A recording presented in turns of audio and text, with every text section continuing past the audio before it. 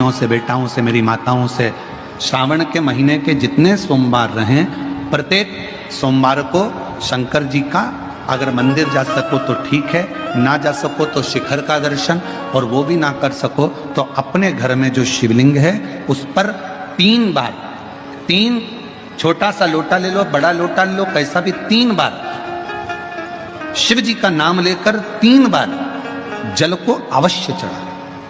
जितने सोमवार पड़े श्रावण के महीने में आप 3 बार, भले 1 लोटा जल है उसी को रोक रोक कर 3 बार चढ़ाओ, और 3 बार चढ़ाओ। जैसे शिव मंदिर में 3 ताली का नियम है, सावन महीने में 3 लोटा अर्थात 2 लोटा जल पर रुककर 3 बार अगर जल चढ़ाया जाता है तो ब्रह्मा, विष्णु और महेश उस जल को स्वीकार कर कर तेरे घर का भंडार भर दे।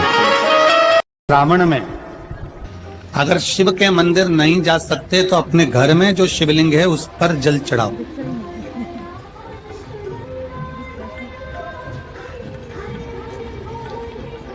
और यदि आप अपने शंकर के घर में शिवलिंग पर भी जल नहीं चढ़ा पा रहे हो तो किसी बेलपत्री का वृक्ष हो, उस वृक्ष के नीचे भी जल चढ़ाओ। और कभी मौका मिल जाए, कभी भगवान शंकर की बड़ी करुणा हो जाए, भगवान शंकर की बड़ी उदारता हो जाए, भगवान शंकर की बड़ी कृपा हो जाए, बड़ी कृपा हो जाए, भगवान शंकर जिस दिन तुम्हारे ऊपर बड़ी कृपा कर दे, किसी सोमवार को 3 नियम बना लो। महीने में 2 लोटा जल महादेव जी को चढ़ाने के लिए जाओ, तब 3 चीजें अपने अंदर धारण करना। पहले नंबर का तो 2 लोटा जल जब घर से लेकर जाओ तो जरूरी नहीं कि दोनों हाथों में लेकर आओ, 1 लोटे के ऊपर दूसरा लोटा रखकर दूसरा हाथ से अगर कोई काम हो, पल्लू लेना हो या कोई कार्य हो तो कर सकते। 3 कार्य में से एक कार्य बाबा को 2 लोटा जल, दूसरा कार्य बेलपत्री के वृक्ष के नीचे बैठकर भगवान शिव की मंत्र जाप करना, और तीसरा कार्य सावन के महीने में प्रयास करना कि एक वृक्ष बेलपत्री का जरूर लगाना जो वृक्ष बढ़ सके और आने वाली पीढ़ी के लिए आपको कथा में कहा था कि श्रावण के महीने में मेरे देव आदिदेव महादेव की दुगनी भक्ति, मतलब 1 लोटा जल नहीं, कितना 2 लोटा जल शिव को समर्पित करते।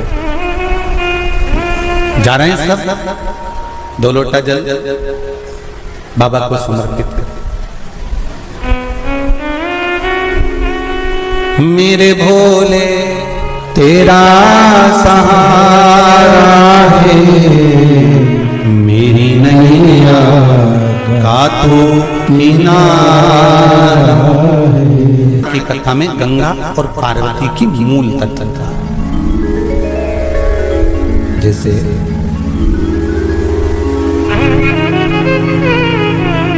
श्रावण का महीना आता है तो गंगा मैया और पार्वती मैया ये दोनों सृष्टि के भार जब भगवान शंकर पर आ जाता है 4 महीने तक, जिसको हमारे यहाँ चतुर्मास कहा, तो ये 4 महीना जब चतुर्मास का आता है तो सृष्टि का संपूर्ण भार मेरे देवादिदेव महादेव पर है। और देवादिदेव महादेव पर जब सृष्टि का भार आता है तो केवल अकेले महादेव इस भार को नहीं उठाता, इस भार को उठाने के लिए गंगा और माता पार्वती भी उनके नजदीक में आकर खड़ी हो जाती।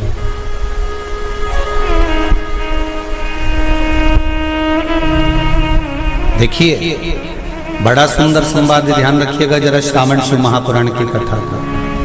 श्रावण के महीने में किसी भी एक सोमवार को अगर व्यापार नहीं चल रहा है, नौकरी नहीं मिल रही है, तो कोई तकलीफ आ रही है, तो कोई कष्ट आ रहा है, कोई रोग बढ़ रहा है, डॉक्टर से ऐसा लग रहा है कि ये बड़ी बीमारी बताने वाला है, शरीर में कोई गांठ पड़ गई है और वो जांच के लिए गई है, तो बिल्कुल श्रावण के महीने में किसी भी एक सोमवार को गंगा जल लेकर जाइए शिव मंदिर में, शंकर जी के मंदिर में थोड़ा सा गंगा जल नंदी को समर्पित कर कर, थोड़ा अशोक सुंदरी को समर्पित कर कर, थोड़ा गणेश और कार्तिकेय को समर्पित कर कर, थोड़ा सा गंगा जल जया विषहरा शामरी बारी दौतली और देव को समर्पित कर कर, थोड़ा सा गंगा जल शिवलिंग को समर्पित कर दो। उस गंगा जल को वापिस झेल कर लेकर आओ। 3 दिन तक लगातार उस गंगा जल को पीना प्रारंभ करो। उसके बाद जांच के लिए आप कहीं पर भी जाइए, बाबा कृपा जरूर करेगा, ये निश्चित था। सावन में बस इतना ही करो। सोमवार का आपको स्मरण मालूम होगा, सावन के कई बार 4 सोमवार पड़ जाते हैं, कई बार 5 सोमवार पड़ जाते हैं। 5 सोमवार का आप लोगों ने तो सुन रखा होगा ना, 5 सोमवार की महिमा क्या है।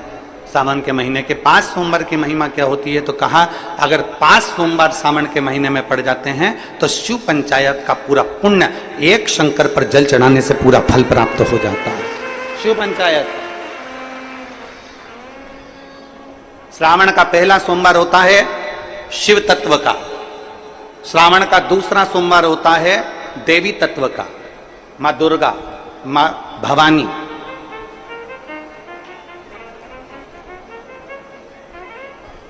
आप लोगों ने शिव पंचायत शिव महापुराण की कथा पहले बाची आप लोगों ने सुनी होगी, उसमें शिव पंचायत का वर्णन करा था। 5 देव,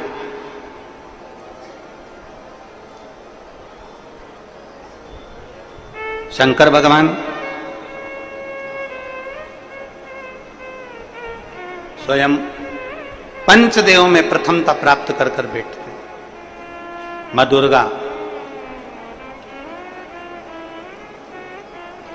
भगवान नारायण शिव पंचायत में, भगवान भास्कर देव और स्वयं भगवान शिव के सुंदर आनंद धारण करने वाले श्री गणेश पंच।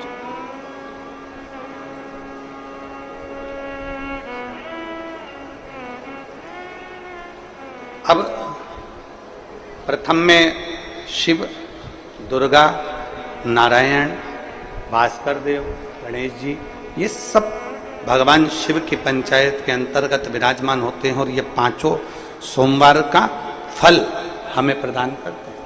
5 सोमवार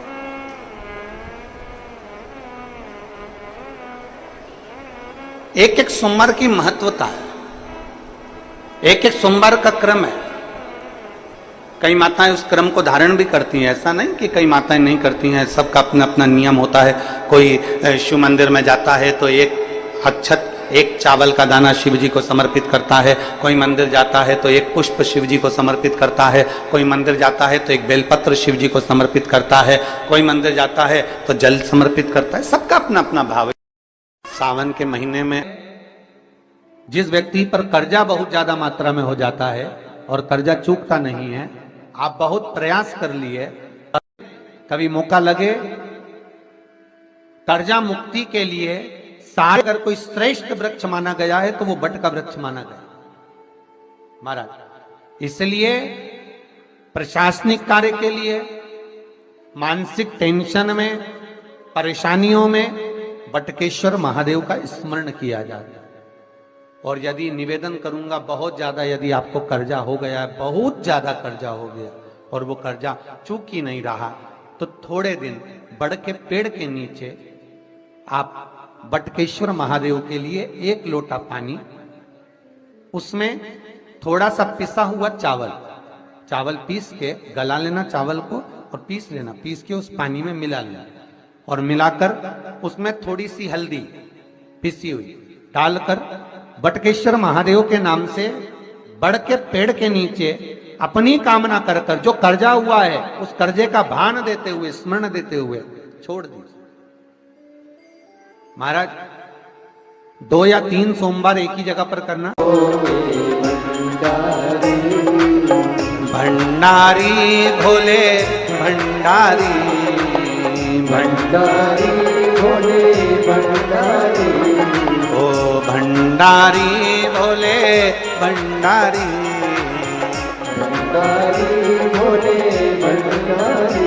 अरे तेरी जटा बड़ी प्यारी ओ भोले भंडारी, तेरी जटा बड़ी प्यारी ओ भोले भंडारी। बाबा तेरी जटा बड़ी प्यारी ओ भोले भंडारी।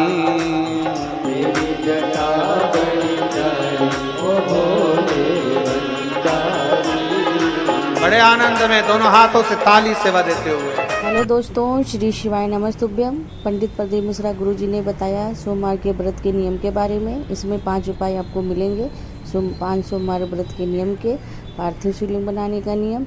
आप वीडियो को पूरा ज़रूर देखें और प्लीज़ फ्रेंड्स, हमारे चैनल पर नए हो तो हमारे चैनल को लाइक शेयर एंड सब्सक्राइब करें, बेल आइकन दबाएं ताकि आपको नई नई वीडियो का नोटिफिकेशन मिलता रहे। हर हर महादेव।